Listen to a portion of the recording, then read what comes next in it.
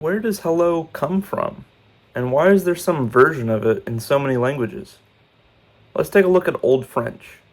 They combined the words o and la to get hola. This is the origin of the Spanish hola and subsequently the Portuguese hola. At the same time in Old High German, we've got holon, meaning to fetch, with its imperative hola. This was used to hail ferrymen, for example. In English, the two of these, over time, evolved into holo, halo, hello, and eventually, hello. This shared origin is why hello sounds both like the German hallo and the Spanish hola. In addition, the English hello went on to influence other languages, creating the Amharic halo, the Chinese halo, the Hindi halo, the Japanese haro, and the Malay hello. The modern spelling and pronunciation of hello is relatively new.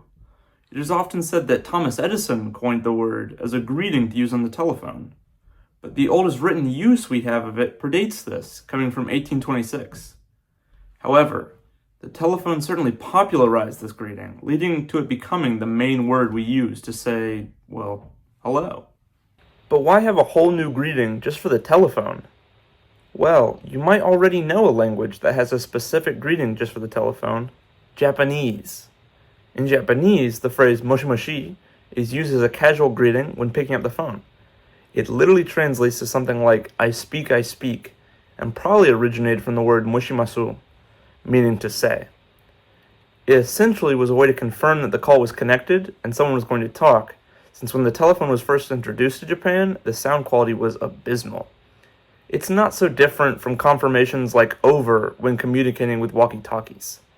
So is this why we evolved the use of hello as a greeting on the telephone in English? Nope.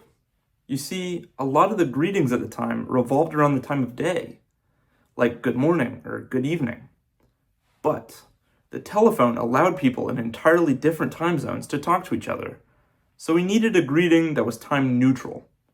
Alexander Graham Bell, the inventor of the telephone, proposed using the word ahoy, but sadly that did not catch on. Can you imagine if it did?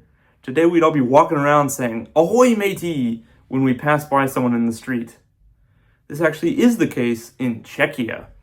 One of the main greetings in Czech is ahoy, which does in fact come from the English ahoy. That's right, this landlocked country all talk like they're cartoon pirates.